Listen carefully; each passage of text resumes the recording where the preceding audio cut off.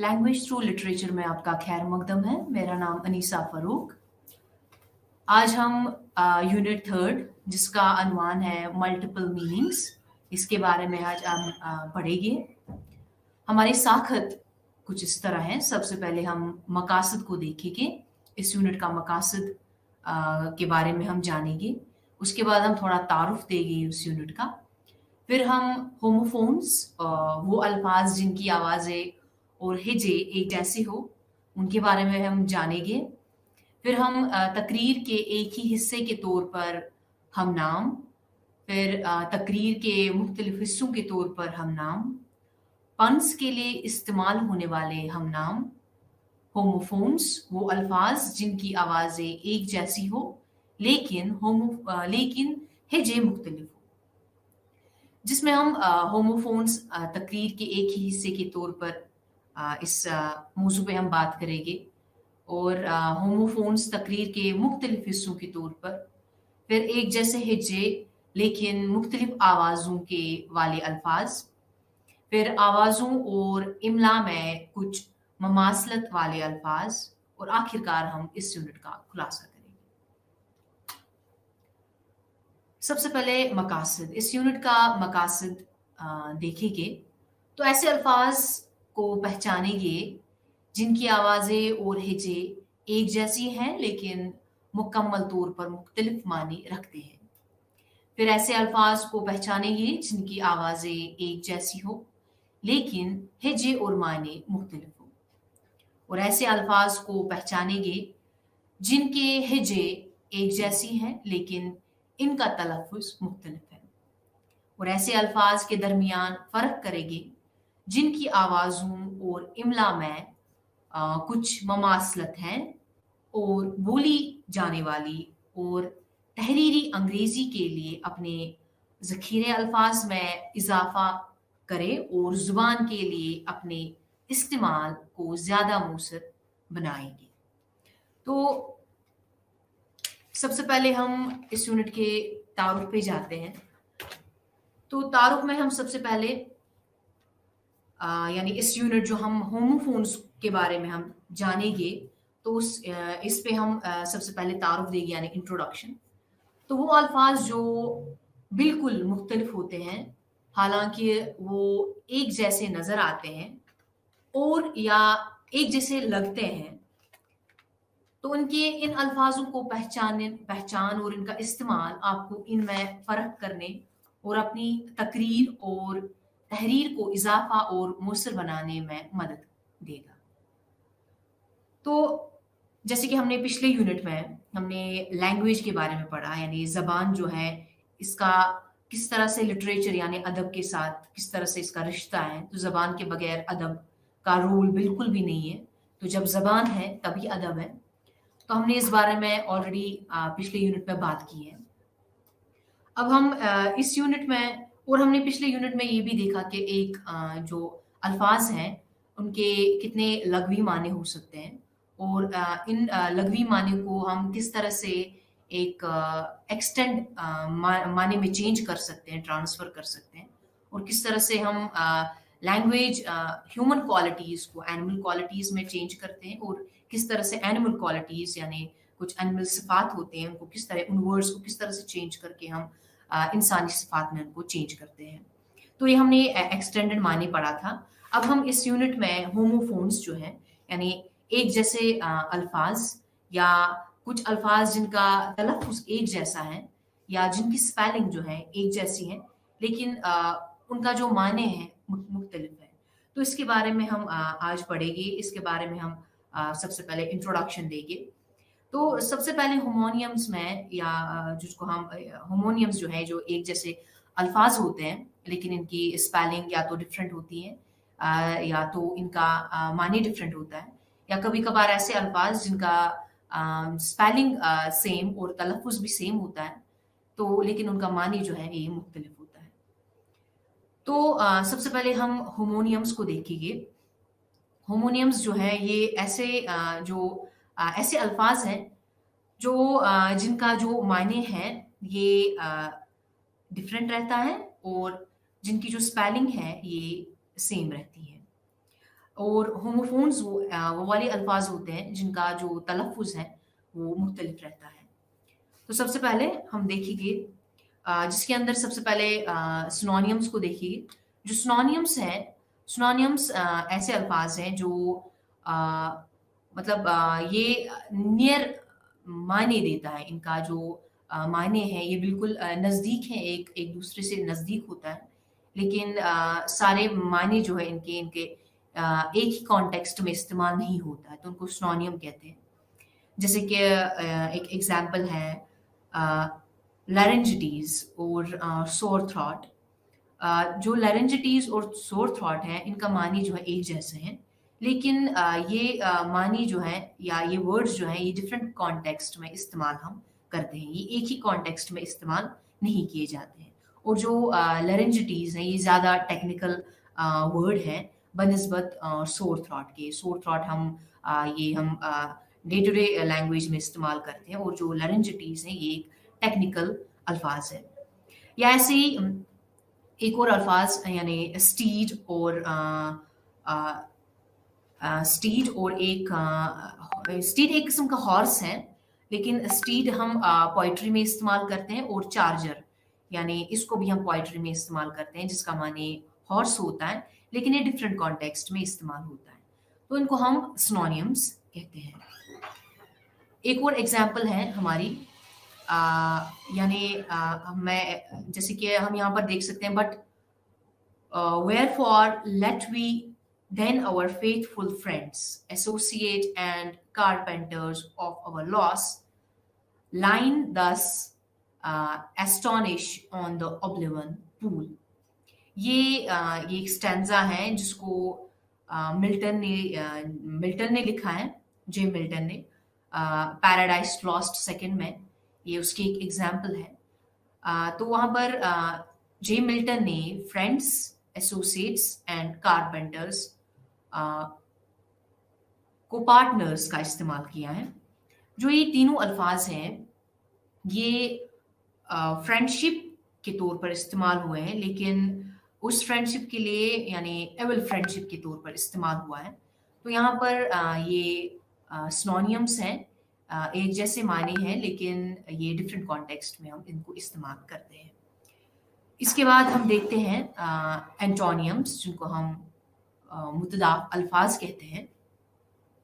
तो एंटोनियम्स उन अल्फाजों को कहते हैं जो अपोजिट माने रखती हो, यानी जैसे एग्जाम्पल है दिन रात, या अच्छा बुरा, या हम बोलेंगे मेल फीमेल यानी मर्द औरत, अलाइव डेड। तो ये एंटोनियम्स की एग्जाम्पल्स हैं। मैं एक पोइम की जो एक स्टैंजा पढ़ने जा रही हूँ, जो विलियम शेक्सपियर है, विलियम शेक्सपियर ने लिखी है रोमियो एंड जूलियट सेकंड में, जिसमें ये सेकंड स्टैंजा है। तो यहाँ पर हम देख सकते हैं किस तरह से एंटोनियम्स का इस्तेमाल हुआ है इस स्टैंजा के अंदर। जैसे therefore pardon me and not impute this yielding to light love which in the dark night hath so discovered। तो इसमें जो अल्फाज लाइट जिसका मतलब है फ्रिवोलस, और एंटोनियम जो है इसका लाइट का एंटोनियम डार्क इस्तेमाल हुआ है। तो यहाँ पर किस तरह से एक पोइम के अंदर जो शेक्सपियर की पोइम है रोमियो एंड जूलियट सेकंड, उसमें किस तरह से अपनी पोइम में इसने एक स्टैंजा के अंदर एंटोनियम्स का इस्तेमाल किया, यानी लाइट एंड डार्क का इस्तेमाल किया है। तो अब हम होमोफोन्स, वो अल्फाज जिनकी आवाजें और हिजे एक जैसी हो, इनके बारे में हम पढ़ेंगे। यानी प्रोनाउंसिएशन, आवाजें यानी प्रोनाउंसिएशन, और हिजे यानी स्पेलिंग्स, यानी प्रोनाउंसिएशन भी इनकी सेम है और हिजे भी इनकी सेम है, स्पेलिंग्स भी इनकी सेम है। उन होमोफोन्स के बारे में हम पढ़ेंगे। तो जैसे कि एक एग्जांपल है मिंट। मिंट जिसको हम पुदीना कहते हैं, इसका जो रूट वर्ड है ये एक वर्ड है, इसका ये भी मतलब नहीं है अगर हम एक वर्ड को, जैसे कि हमने पिछली क्लास में पढ़ा था कि एक वर्ड के बहुत सारे लिटरल मीनिंग हो सकते हैं, या एक वर्ड को हम डिफरेंट तरीकों से एक्सटेंड कर सकते हैं, यानी एक्सटेंडेड मीनिंग इनके बहुत सारे हो सकते हैं। लेकिन होमोफोन्स ऐसा नहीं है, इनमें ये हम ऐसा नहीं कह सकते हैं कि ये एक्सटेंडेड मीनिंग के तौर पर हम इस्तेमाल करते हैं, लेकिन जो इनकी डिनोटेशन है ये मुख्तलिफ होती है, यानी इनका जो मायने हैं अगर ये डिफरेंट है, इनकी डिनोटेशन भी डिफरेंट होती है। तो जैसे यहाँ पर एक एग्जांपल है मिंट। मिंट जो है एज अ नाउन जो हम इस्तेमाल करते हैं, ये जो जिसका नाम पुदीना, जिसको हम पुदीना कहते हैं, तो फिर ये इस्तेमाल ये एक ट्री एक पौधे के पत्तों को वो कहते हैं, मिंट कहते हैं। ये लीव्स होते हैं जो हम चटनी में इस्तेमाल करते हैं या किसी में फ्लेवरिंग के तौर पर इस्तेमाल करते हैं। तो अगर हम दूसरा मिंट इसका देखेंगे, इसका होमोनियम जो मिंट है वो दूसरा है कि वो एक ऐसी गवर्नमेंट अथॉरिटी है जहाँ पर कॉइन्स जो है वहाँ पर वो बनाए जाते हैं। तो फिर जैसे एक एग्जांपल, इस एग्जांपल में हम देखेंगे these coins have just come from the mint. Mint जो एक गवर्नमेंट अथॉरिटी है, वहाँ पर कॉइन्स बनाए जाते हैं। तो पहला वाला मिंट और दूसरा वाला मिंट जो स्पेलिंग सेम है, जिनकी मिंट की स्पेलिंग सेम है, प्रोनाउंसिएशन यानी तलफ़ुज़ भी उनका सेम है, लेकिन उनका जो मायने है ये मुख्तलिफ है। पहला वाला मिंट जो हम पत्तों के तौर पर इस्तेमाल करते हैं, यानी लीव्स, पर्टिकुलर प्लांट के लीव्स को हम कहते हैं, और दूसरा मिंट जो है ये एक ऑर्गेनाइजेशन, एक अथॉरिटी, गवर्नमेंट अथॉरिटी है जहाँ पर कॉइन्स बनाए जाते हैं। तो ये एग्जाम्पल है होमोफोन्स, होमोनियम सॉरी, जिनका जो तलफ़ुज़ है सेम है और जिनकी स्पेलिंग भी है वो भी सेम है। अब हम तकरीर के एक ही हिस्से के तौर पर हम नाम यानी homonyms as a same part of speech, जैसे कि एक एग्जांपल है, यानी उनमें प्रोनाउंसिएशन भी उनकी सेम होगी, स्पेलिंग भी उनकी सेम होगी, और वो एक ही पार्ट ऑफ स्पीच से बिलोंग करते होंगे। जैसे कि एग्जांपल है मोल, MOLE, मूल जो है उसका मतलब जो है यानी तिल जिसको कहते हैं, जिसके एक एग्जांपल द मूल on her left cheek make her look more beautiful. तो यहाँ पर मोल जो है ये एक पर्टिकुलर स्पॉट के लिए बोला जाता है, यानी यूजुअली जो हम जो मोल है ये एक स्पॉट बॉडी में पाया जाता है, या हो सकता है बॉडी स्पॉट है ये, तो ये as a mark, identification of mark as a use हो जाता है। तो यहाँ पर मोल का वही माने है, यानी एक dark spot on the body और ऑन अ पर्सन स्किन, ये भी कह सकते हैं।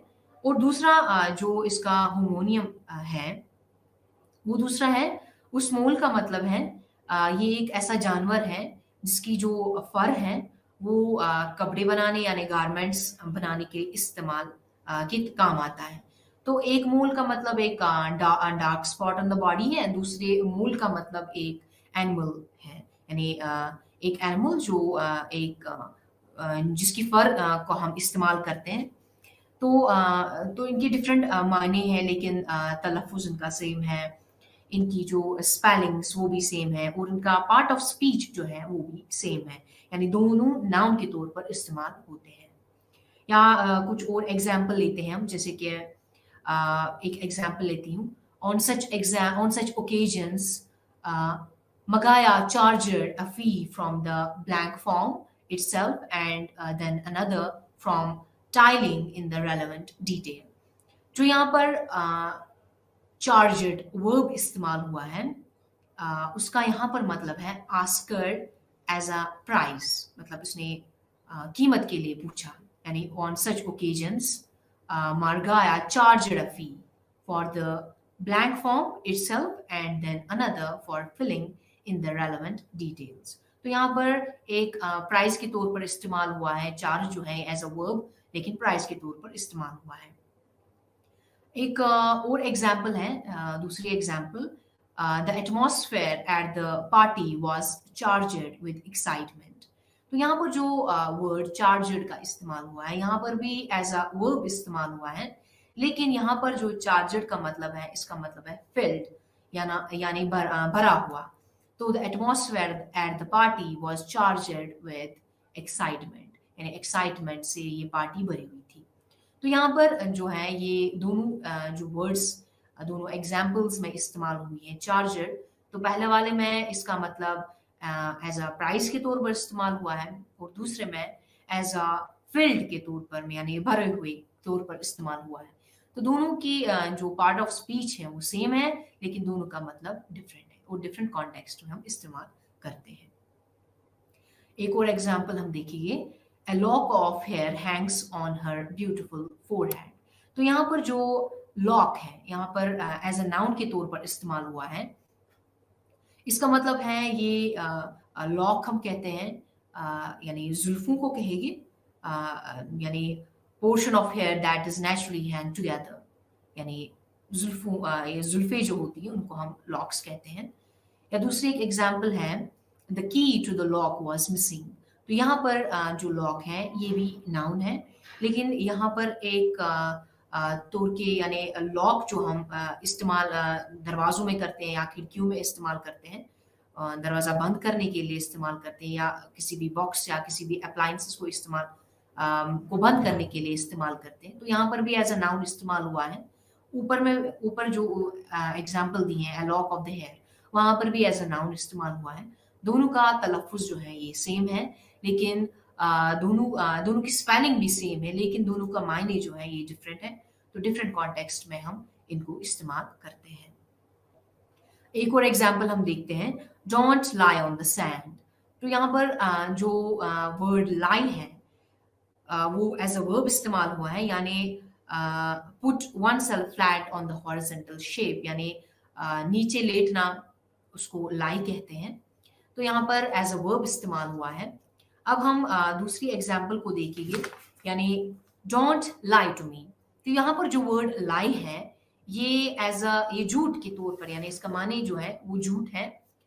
तो एज अ वर्ब यहाँ पर भी इस्तेमाल हुआ है, लेकिन ये एक ऐसी स्टेटमेंट के लिए इस्तेमाल हुआ है जो अनट्रू है, यानी सच नहीं है।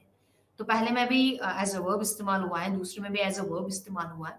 दोनों की प्रोनाउंसिएशन जो है वो सेम है, यानी तलफ़ुज़ सेम है, और जो दोनों की स्पेलिंग्स भी सेम है, दोनों का पार्ट ऑफ स्पीच भी सेम है, लेकिन दोनों का माने जो है ये डिफरेंट है। अब हम अ, कुछ एग्जाम्पल कुछ यहाँ पर हम देखते हैं प्रोग्रेस में, चेक योर प्रोग्रेस में। यहाँ पर say which part of the speech the italicized words belong to these sentences and also give the meaning in a few words। जैसे कि यहाँ पर एग्जाम्पल है, on such occasions Magaya charged a fee from the bank, and then another for filling in the relevant details। The atmosphere at the party जो है so the atmosphere at the party was charged with excitement and allox। ये मैंने already इसकी explanation मैंने दी है, जो as a यहाँ पर आप देख सकते हैं, ये जो लॉक है, लॉक ऑफ द हेयर जो है एज अ नाउन इस्तेमाल हुआ है, और जो यहाँ पर लॉक है यानी the key to the lock, यहाँ पर भी एज अ नाउन इस्तेमाल हुआ है। तो किस तरह से डिफरेंट कॉन्टेक्स्ट में इस्तेमाल हुआ है। एक का माने ये जो जुल्फे हैं, और दूसरे का माने जो है ये एक अप्लायंस के तौर पर इस्तेमाल हुआ है, जो हम डोर्स या विंडोज के तौर पर इस्तेमाल करते हैं। अभी हम यहाँ पर दूसरी एक्टिविटी है, the words in the following pair of the sentence are used in the two different contexts and have entirely different meaning, and can you say what the content may be in each case। जैसे यहाँ पर example दी गई है, write with the blue pen. जो यहाँ पर pen जो है ये यानी एक आला जो हम क्लासरूम में इस्तेमाल करते हैं या हम लिखने के तौर पर इस्तेमाल करते हैं। तो जो पेन है उसका मतलब है ये क्लासरूम के कंटेंट में इस्तेमाल हुआ, और एक ऐसे आला मतलब ये एक ऐसा आला है जो हम लिखने के तौर पर इस्तेमाल करते हैं। या दूसरी एक एग्जांपल है, the tiger got into the pen and carried off an animal. तो यहाँ पर भी जो है वर्ड पेन का इस्तेमाल हुआ है। ये यहाँ पर भी हमने पेन को यूज किया है, लेकिन यहाँ पर पेन जो है ये क्लासरूम के सेंस में इस्तेमाल नहीं हुआ है, बल्कि यहाँ पर ऑन फार्म के तौर पर इस्तेमाल हुआ है। जो एक कैटल्स को बंद रखने के लिए जो वो घर जैसा बना हुआ होता है, यानी वो लकड़ियों का जो बना हुआ होता है उसको पेन कहते हैं। सो यहाँ पर ऊपर में हम नाउन के तो क्लासरूम के तौर पर इस्तेमाल किया है हमने पेन, क्लासरूम के सेंस में, और यहाँ पर पेन जो है ये फॉर्म के सेंस में इस्तेमाल हुआ है। और एक एग्जांपल देखते हैं, the lime is used for the white washing wall and ceiling. और जो यहाँ पर लाइम है, लाइम यहाँ पर इस्तेमाल हुआ है। लाइम का माने जो है ये एक क्लीनिंग के सेंस में, यानी वाइट वॉशिंग के तौर पर, यानी दीवारों को लगाते हैं हम लाइम, या सीलिंग्स वॉल्स को हम लगाते हैं। और दूसरा, would you like to have some lime juice. और जो यहाँ पर लाइम का इस्तेमाल हुआ है वो एक नींबू के जैसा होता है, तो उसका जो रस होता है उसको हम लाइम जूस कहते हैं। तो यहाँ पर उसका इसके जो मायने हैं तो यहाँ पर डिफरेंट है। पहले वाले का मायने है ये एक क्लीनिंग या एक सब्सटेंस है जो हम दीवारों पे लगाते हैं, और दूसरे में है जो हम जूस के तौर पर इस्तेमाल करते हैं, पीने के तौर पर। और एक एग्जांपल है, March is generally pleasant in the hills. जो यहाँ पर मार्च इस्तेमाल हुआ है ये मंथ के तौर पर इस्तेमाल हुआ है, यानी महीना। और यहाँ पर ही फेंटेड ड्यूरिंग द मार्च, यहाँ पर जो मार्च है ये परेड के तौर पर इस्तेमाल हुआ है। तो यहाँ पर जो मार्च है इसका मायने जो है ये परेड है, और पहले वाले का मार्च का मायने जो है ये मंथ है, मतलब third month of a year. और एक example, there are several pages missing in this magazine. जो यहाँ पर पेजेस हैं, यहाँ पर पेजेस यानी शीट के तौर पर इस्तेमाल हुआ है। बुक के शीट को हम पेज कहते हैं, या मैगजीन के शीट को हम पेज कहते हैं। तो यहाँ पर उस सेंस में इस्तेमाल हुआ है। और यहाँ पर इसका जो होमोनियम है वो देखते हैं, the pages will be carrying your luggage in the taxi. जो पेजेस यहाँ पर इस्तेमाल हुआ है, यानी hotel, a boy servant in the hotel, वहां पर उसको हम बोलते हैं page. The page will carry your luggage to the taxi, यानी जो इस होटल का जो सर्वेंट, बॉय सर्वेंट है उसको पेज कहते हैं। तो जो बॉय सर्वेंट है वो आपका लगेज जो है वो टैक्सी तक पहुंचा देगा। तो यहाँ पर देख सकते हैं जो वर्ड्स हमने इस्तेमाल किए, लाइम या मार्च, लाइम, पेन, इस सेंस में इसको हम देख सकते हैं किस तरह से ये होमोनियम्स है। इनका जो तलफ़ुज़ है वो बिल्कुल सेम है, इनकी जो पार्ट ऑफ स्पीच है ये भी सेम है, और लेकिन जो इनका मायने है वो डिफरेंट है। अब हम देखते हैं तकरीर के मुख्तलिफ हिस्सों के तौर पर हम नाम, यानी जिसको हम homonyms as a different part of speech भी हम देख सकते हैं। यानी ऐसे वर्ड्स भी हमारे पास होते हैं जो होमोनियम्स हैं, लेकिन उनका जो पार्ट ऑफ स्पीच है, उनका जो मीनिंग है वो डिफरेंट है, पार्ट ऑफ स्पीच भी डिफरेंट है, लेकिन उनकी जो स्पेलिंग और उनकी जो प्रोनाउंसिएशन है यानी तलफ़ुज़ वो सेम है, जिनको हम बोलते हैं homonyms as a different part of speech. तो यहाँ पर हम उसको देखेंगे तो ये वो वाले वर्ड्स होते हैं जो जिनकी जो पार्ट ऑफ स्पीच है वो बिल्कुल डिफरेंट होती हैं। यानी कुछ वर्ड्स उनमें एज अ नाउन इस्तेमाल होते हैं, या कुछ वर्ड्स एडजेक्टिव्स, या कुछ वर्ड्स वर्ब, और कुछ वर्ड्स उनमें एज अ नाउन इस्तेमाल होते हैं। तो जैसे एक एग्जांपल है लोफ। जो लोफ है ये एज अ नाउन जो है ये रोटी के टुकड़े को हम कहते हैं, यानी लोफ ऑफ ब्रेड जैसे एग्जांपल है। उसको हम एज अ नाउन इस्तेमाल करते हैं। और जो लोफ है एज अ वर्ब, इसका मतलब है अपना वक्त जो है वो ज़ाया करना, या यानी आराम से अपना वक्त गुजारना, उसको भी हम लोफ कहते हैं। जैसे कि एक एग्जांपल है, some young people prefer to loaf about rather than to work hard for the examination.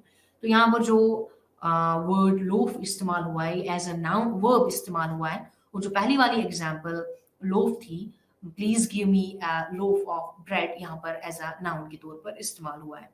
इनका जो हमने तलफ़ुज़ देखा बिल्कुल सेम है, स्पेलिंग इनकी सेम है, लेकिन इनका जो पार्ट्स ऑफ स्पीच है वो डिफरेंट है। पहला वाला यानी लोफ ऑफ ब्रेड जो है एज अ नाउन, और दूसरा यानी लोफ जो है वो वर्ब के तौर पर इस्तेमाल हुआ है। उनके जो माने भी हैं वो भी डिफरेंट है। हम कुछ और एग्जाम्पल्स देखते हैं।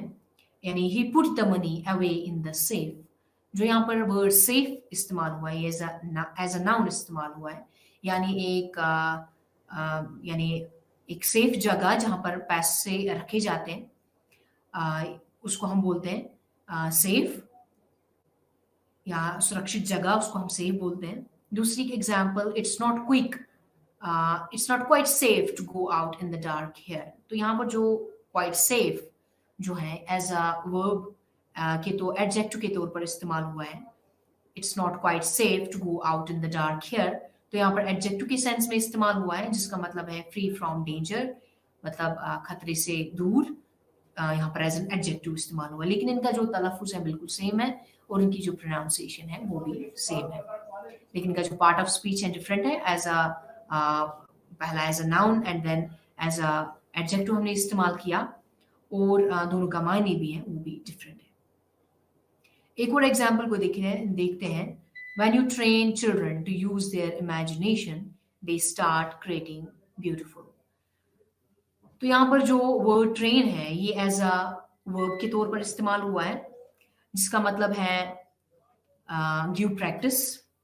और दूसरी एग्जाम्पल जो है, the lama not so well used to trains as he had pretended started at the 3:25, यानी 3 AM, उसको हम कहेंगे साउथ बाउंड रोड इन। जो यहाँ पर ट्रेन्स का इस्तेमाल हुआ है, इनका मतलब है एक नंबर ऑफ रेलवे कोचेस या वैगन्स जो एक साथ काम करते हैं, उनको भी हम ट्रेन्स कहते हैं, तो उस सेंस में इस्तेमाल हुआ है। या एक और एग्जाम्पल देखते हैं हम। The poor man sat on the straw mat. जो मैट यहाँ पर इस्तेमाल हुआ है एज अ नाउन इस्तेमाल हुआ है। मैट का यहाँ पर मतलब है जो हम फ्लोर को कवर करने के लिए इस्तेमाल करते हैं, या जिसपे हम सोते हैं, उसको भी हम मैट कहते हैं। तो दूसरी एग्जाम्पल है, the book had a cover with a matte finish. जो यहाँ पर मैट इस्तेमाल हुआ है ये एज एन एडजेक्टिव इस्तेमाल हुआ है, जिसका मतलब है डल, या जो शाइन, या नॉट सो शाइनी, यानी जो एक डल, जिसकी एक डल शक्ल है, यानी जिसकी एक डल कवरिंग है, तो उस सेंस के तौर पर इस्तेमाल हुआ है। तो पहला एज अ नाउन और दूसरा एज एन एडजेक्टिव इस्तेमाल हुआ है। अब हम देखते हैं पन्स के लिए इस्तेमाल होने वाले हम नाम, यानी होमोनियम्स यूज्ड एज अ पन। किस तरह से पन में इस्तेमाल होते हैं। पन हम कहते हैं यानी एक वर्ड्स को इस सेंस में इस्तेमाल करना जो एक ह्यूमरस सेंस दिखाए, यानी एक मुसन्निफ वर्ड्स का इस तरह से इस्तेमाल करता है जो एक जिसका एक यानी चुटकुला बनता है, या एक फन के तौर पर इस्तेमाल करता है, या तंज के तौर पर भी इस्तेमाल कर सकता है, तो उनको हम पन्स कहते हैं। तो फिर एक एग्जाम्पल देखते हैं हम। How is life. तो इसका माने इट डिपेंड्स ऑन लिवर। तो यहाँ पर जो लिवर का इस्तेमाल हुआ है, ये एक ऑर्गन है जो बहुत ही ज़रूरी है ज़िंदा रहने के लिए। तो यहाँ पर जो वर्ड लिवर का इस्तेमाल हुआ है, तो यहाँ पर इस सेंस में इस्तेमाल हुआ है कि लाइफ जो है ये डिपेंड है कि आपका लिवर जो है कितना अच्छा है, तो इस सेंस में इस्तेमाल हुआ है। या इसका दूसरा जो मायने है, life depends on the person who lives it. Life उस पर डिपेंड है जो इस जिंदगी को गुजारता है, तो उस सेंस में इस्तेमाल हुआ है। या एक पन की एक और एग्जाम्पल हम लेते हैं, जैसे कि grammar lovers have lots of comma sense. जो कॉमन सेंस है उसके बजाय जो है कॉमा सेंस का इस्तेमाल हुआ है। तो फिर यहाँ पर एक कॉमा सेंस जो है एक ह्यूमरस के तौर पर इस्तेमाल हुआ है, एक फन के तौर पर इस्तेमाल हुआ है कॉमा सेंस। या हम कुछ एग्जाम्पल्स में और देखेंगे, जैसे कि why didn't the skeleton cross the road? It didn't have a guts. जो यहाँ पर वर्ड guts इस्तेमाल हुआ है उसका दोनों माने हो सकता है, या तो इंटेस्टाइन और या तो करेज। तो why didn't the skeleton cross the road? It didn't have the guts, यानी इसके अंदर guts नहीं है। जिसके माने या तो इंटेस्टाइन की बात करता है या तो करेज की बात करता है। एक और example, why did the traffic lights say to the car, what did the traffic light say to the car, don't look now I am changing.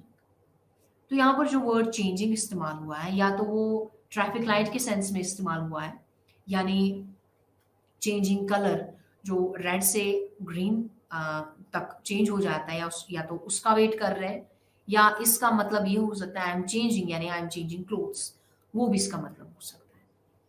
तो ये पंस के एग्जाम्पल हैं।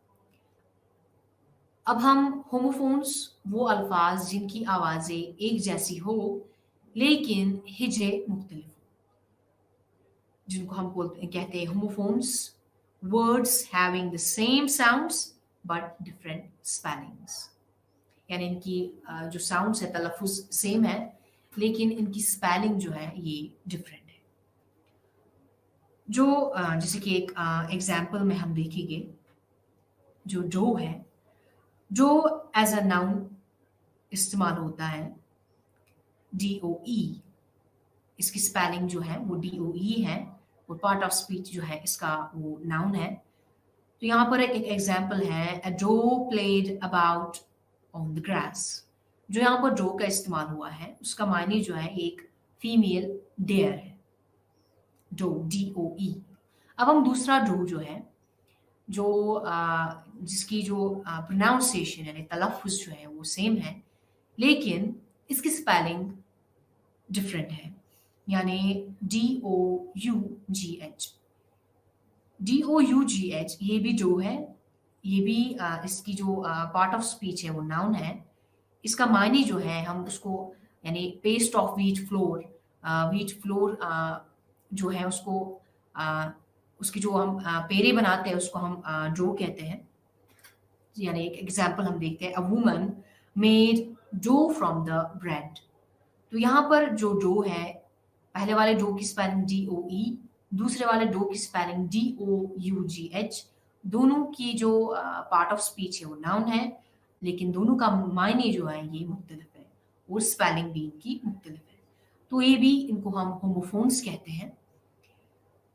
सो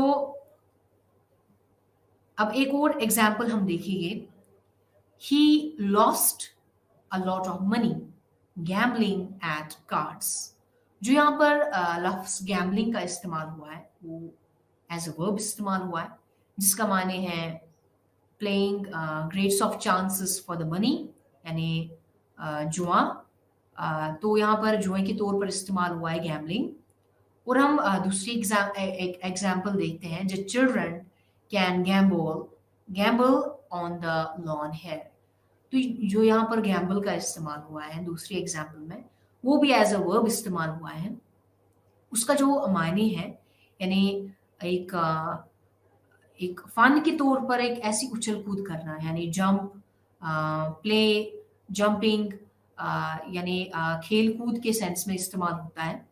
तो जो ऊपर वाला गैम्बल जो है उसकी स्पेलिंग GAMBLE, और दूसरा जो दूसरे एग्जाम्पल का गैम्बल है GAMBOL। ये गैम्बल जिनकी जो प्रोनाउंसिएशन है सेम है, यानी तलफ़ुज़ सेम है, और मानी जो है ये डिफरेंट है, और उनकी जो स्पेलिंग है ये भी डिफरेंट है। उनको हम होमोफोन्स कहते हैं। या एक और एग्जाम्पल हम देखते हैं, and the teacher gave the student an oral exercise। जो यहाँ पर oral इस्तेमाल हुआ है, oral word का इस्तेमाल हुआ है, वो as an adjective इस्तेमाल हुआ है, यानी बोले जाने वाले बोली सूरत में, यानी words, यानी spoken words जो है उस सेंस में इस्तेमाल हुआ है। और एक दूसरी example, the student must try to develop his oral comprehension by listening to spoken English। और जहाँ पर oral का इस्तेमाल हुआ है, यहाँ पर एज एन एडजेक्टिव का इस्तेमाल हुआ है और इसका मतलब है समझना। तो पहले वाला जो oral हमने यूज किया है, पहले वाले oral की स्पेलिंग जो है वो थी ORAL, और दूसरे वाला जो हमने एग्जाम्पल की इस्तेमाल की, उस oral की जो स्पेलिंग है AURAL है। तो दोनों का मानी डिफरेंट है और दोनों की स्पेलिंग भी डिफरेंट है, लेकिन दोनों की प्रोनाउंसिएशन है ये बिल्कुल सेम है। अब हम homophones as a different part of speech, यानी होमोफोन्स तकरीर के एक ही हिस्से के तौर पर इस्तेमाल होने वाले, उन पर हम देखते हैं as a same part of speech हम किस तरह से इनको इस्तेमाल करते हैं। तो यहाँ पर एक एग्जाम्पल है, जैसे कि ब्रेड ब्रेड ब्रेड जो है हम एज अ नाउन इस्तेमाल करते हैं। जो चोटी के चोटी को हम बोलते हैं ब्रेड, या ब्रेड जो है एज अ वर्ब इस्तेमाल करते हैं। जो गधे की आवाज़ जो है उसको भी हम ब्रेड कहते हैं।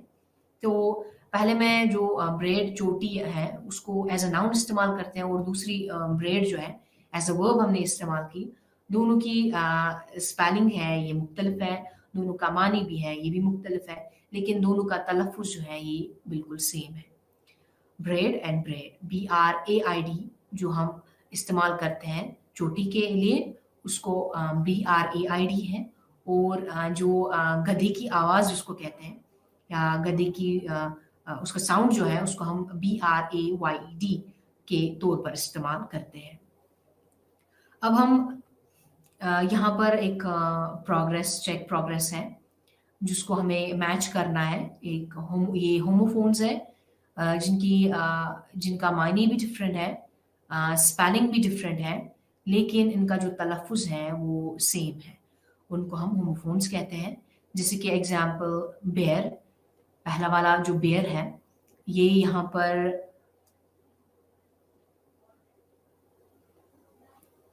यहाँ पर ये इस्तेमाल ये चेक हो जाता है।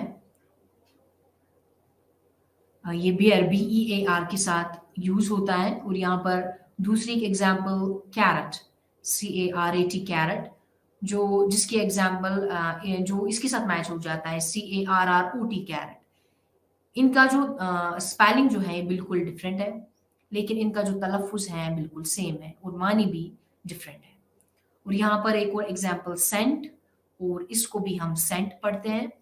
जो ये वाला सेंट है इसकी स्पेलिंग CENT है, और जो ये वाला सेंट है ये हम एज SCENT सेंट, इसकी जो स्पेलिंग है वो डिफरेंट है, लेकिन इनका तलफ़ुज़ जो है ये सेम है और मायने भी इनका डिफरेंट है। और एक और एग्जाम्पल हम लेते हैं, अ, ये डैम, जो डैम है ये इस डैम के साथ मैच होता है, DAM डैम। और यहाँ पर इसकी स्पेलिंग DAMN है डैम। तलफ़ुज़ सेम है, लेकिन मानी जो है इनका डिफरेंट है, डैम एंड डैम। और यहाँ पर एक और एग्जाम्पल हम देखते हैं, यहाँ सीलिंग, यहाँ पर CEILING सीलिंग, और यहाँ पर SCALING सीलिंग। दोनों को हम सीलिंग कहते हैं, तलफ़ुज़ सेम है, लेकिन इनकी स्पेलिंग और इनका मीनिंग जो है ये मुख्तलिफ है। तो ये कुछ एक्टिविटी। अब हम देखते हैं 3.4, यानी एक जैसे हिजे लेकिन मुख्तलिफ आवाज़ों वाले अल्फाज।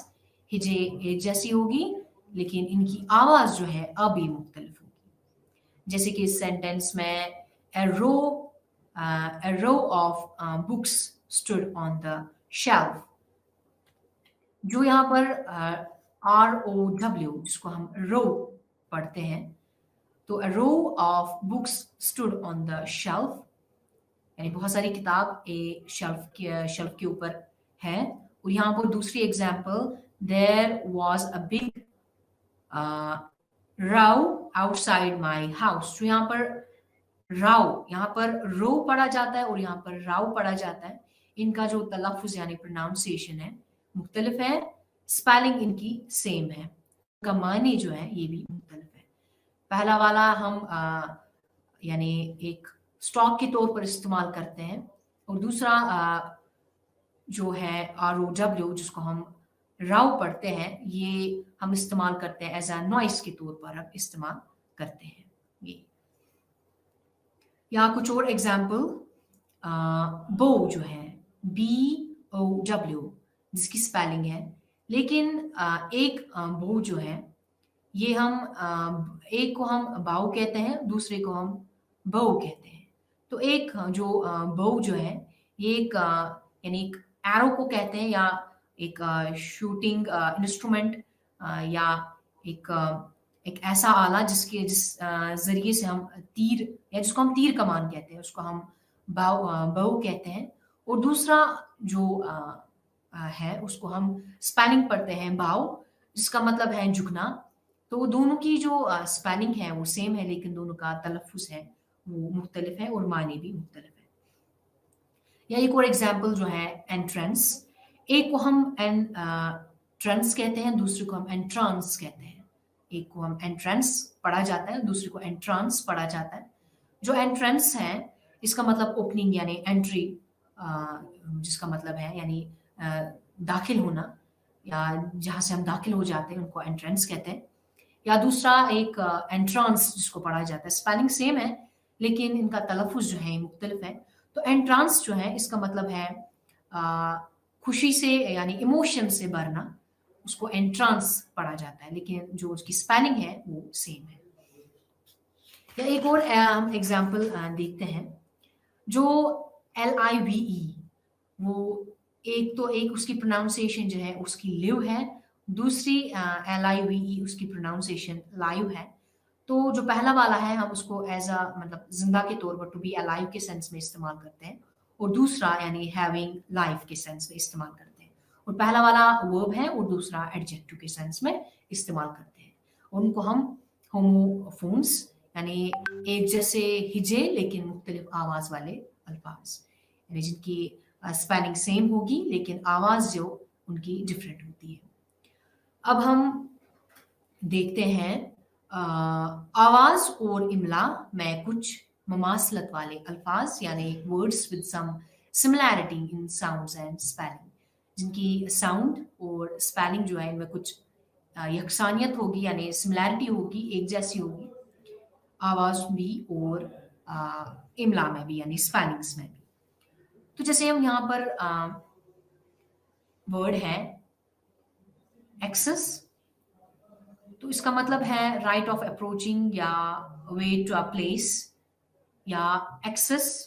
दूसरा एक एक्सेस, इसकी जो स्पेलिंग है हल्की फुल्की सेम है, यहाँ पर खाली एक वर्ड जो है यानी एक लेटर जो है ये डिफरेंट है, बाकी या दो लेटर, या आप देख सकते हैं यहाँ पर CESS, यहाँ पर भी CESS, तो पहले दो लेटर्स जो है ये मुख्तलिफ है, और दोनों को सेम तरीके से पढ़ा जाता है, एक्सेस और एक्सेस, लेकिन दोनों भी जो है ये सेम प्लेस ऑफ यानी स्पीच जो है इनकी, यानी पार्ट ऑफ स्पीच जो है इनका सेम है, यानी दोनों नाउन है, लेकिन दोनों का मानी जो है ये डिफरेंट है।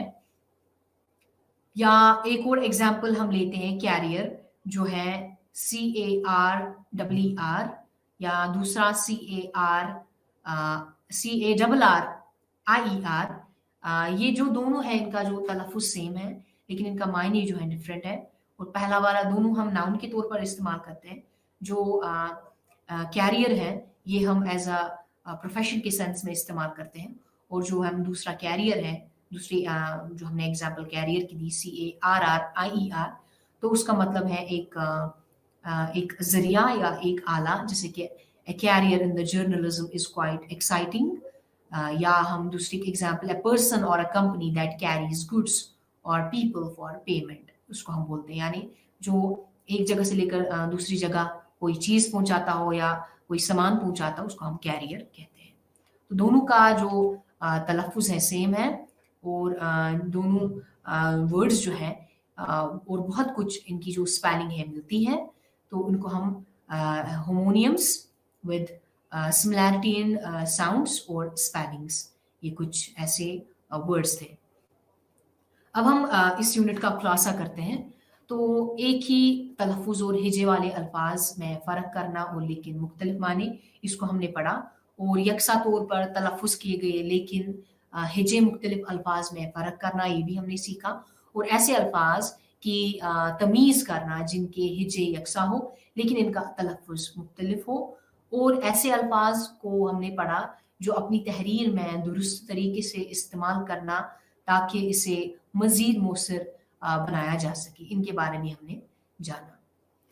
अब हम यूनिट 4 जिसका नाम स्टडी ऑफ लिटरेसी टेक्स्ट्स है, यानी अदबी मुतन का मुताला, हम कुछ टेक्स्ट पढ़ेंगे जो इस यूनिट के हैं।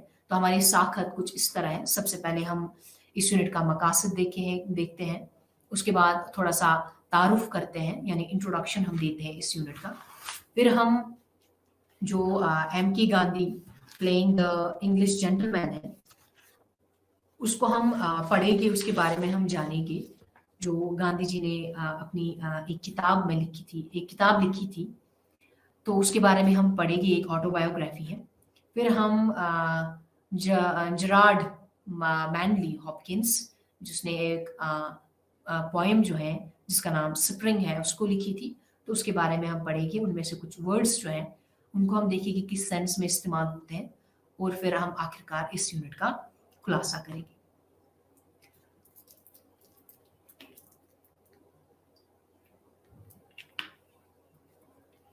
तो इस यूनिट में हम दोनों, यानी प्रोज को भी पोइट्री को भी देखेंगे। प्रोज में हम एम के गांधी को डिस्कस करेंगे। एम के गांधी के playing the gentleman, English gentleman है, उसके बारे में हम पढ़ेंगे।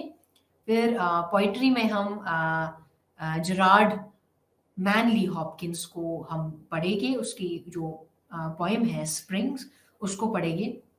तो एक सादा नसर हवाले या नज़म में मौजूदा ख़यालात को समझेंगे, या किसी लफ्ज़ के मखसूस माने मालूम करने के लिए एक लगत इस्तेमाल करें जो इस सयाक व सबाक के मुताबिक हो, जिसमें ये एक हवाले में ज़ाहिर होता है। तो एक हवाले में तो उसी मानों में इस्तेमाल होने वाले अल्फाज के मानी को समझना और दिए गए मतन को मुख्तलिफ अंदाज में दोबारा लिखेंगे। तो ये हमारा मकासद है। अब हम तारुफ पे आते हैं। तो सबसे पहले हम इसकी जो एम के Gandhi playing the English gentleman है उसका जो हम तारुफ देंगे। इन जो इंग्लिश एम के गांधी की जो English playing the English gentleman है, ये एक खुद नोशियत है। तो ये स्टोरी जो है असल में गुजराती ज़ुबान में लिखी गई थी, एक ऑटोबायोग्राफी है। तो ये गुजराती में लिखी गई थी। तो सबसे पहले इसको ट्रांसलेट जो है इंग्लिश में वो महादेव देसाई ने की थी, जो गांधी जी जो है उसने अपनी ऑटोबायोग्राफी एज अ स्टूडेंट के तौर पर उन्होंने लिखी है कि वो एज अ स्टूडेंट इंग्लैंड में कैसे रहे, तो उसके बारे में ये स्टोरी है।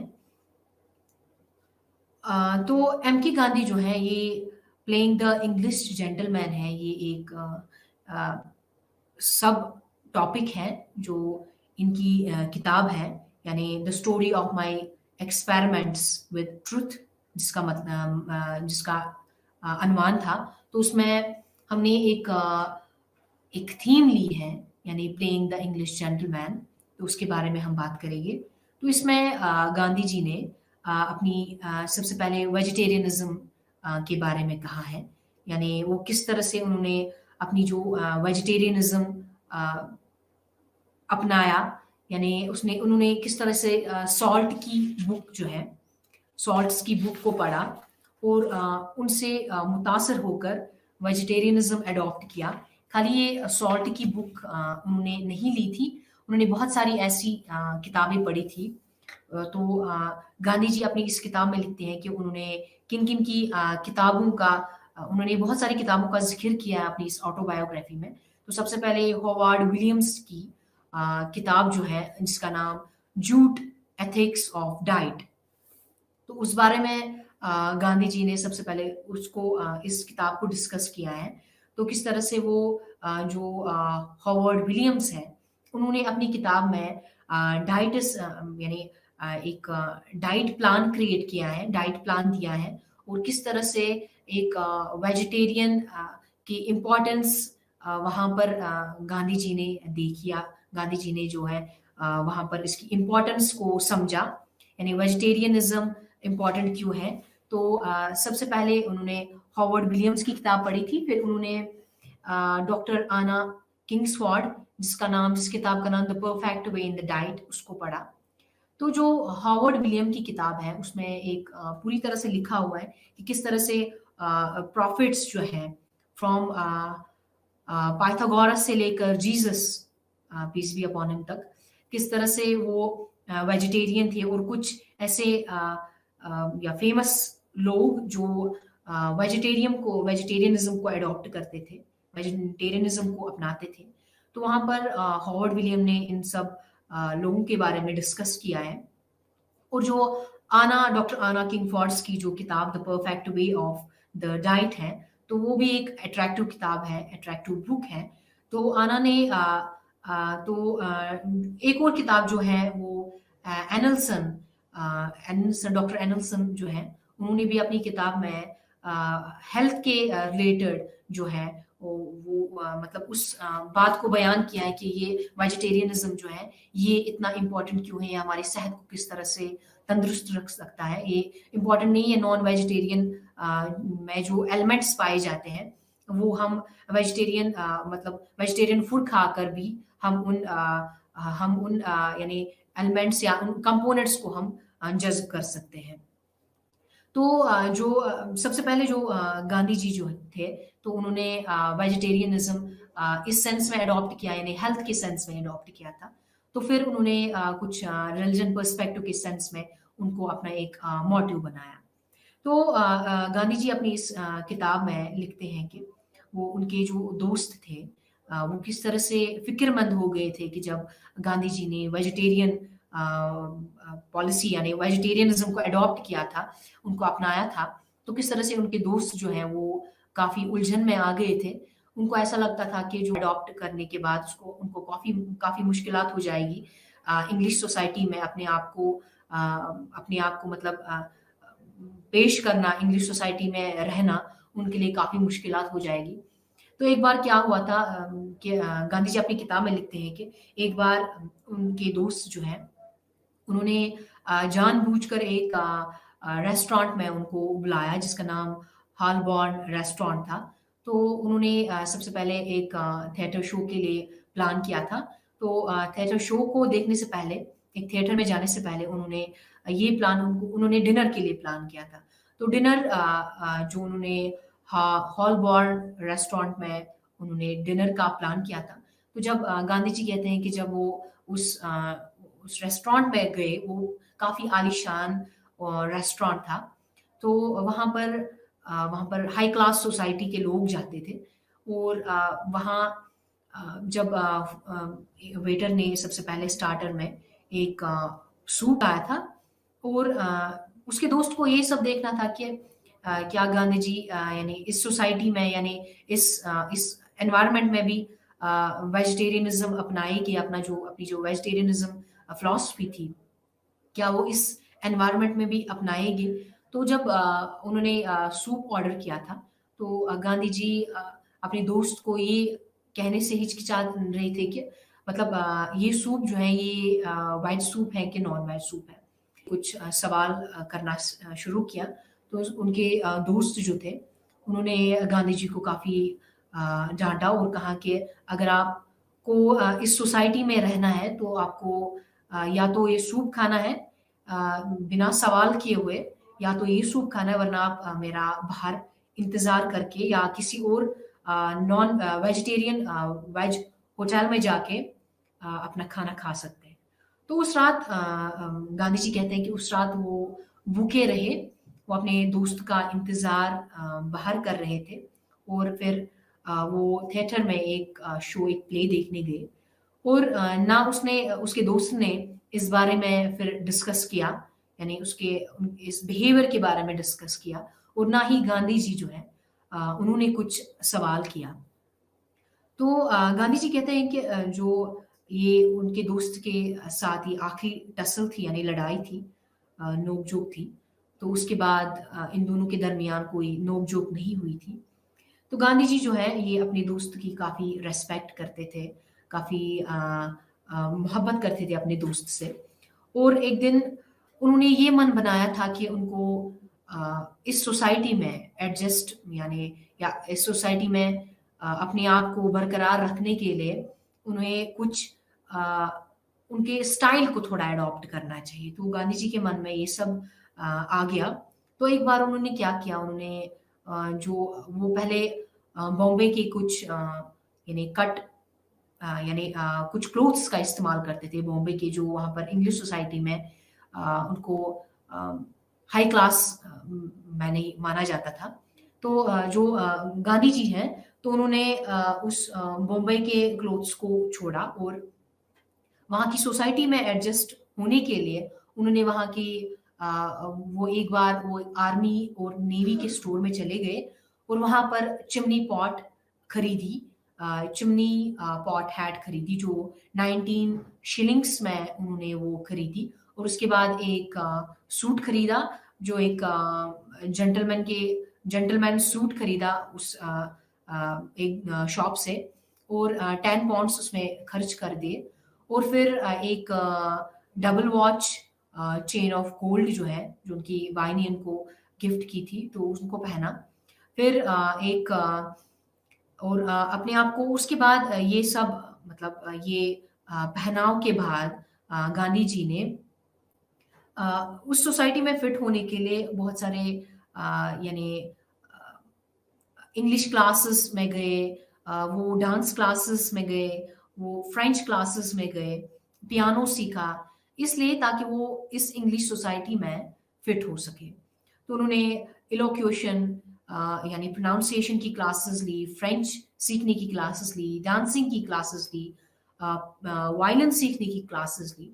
तो डांसिंग क्लासेस सीखने के लिए उन्होंने एक 3 वीक्स का कोर्स किया, जिसमें 3 वीक्स में 3 लेसन्स पढ़ाए जा रहे थे। तो वो कोर्स ले लिया और उसके बाद वहाँ की सोसाइटी में फिट होने के लिए पियानो सीखने की कोशिश की।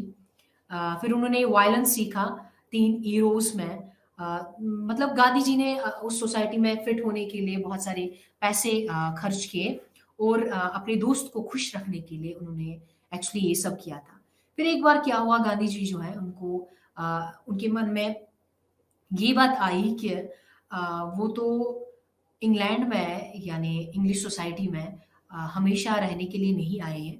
वो एक्चुअली एज़ अ स्टूडेंट वहाँ पर आए थे।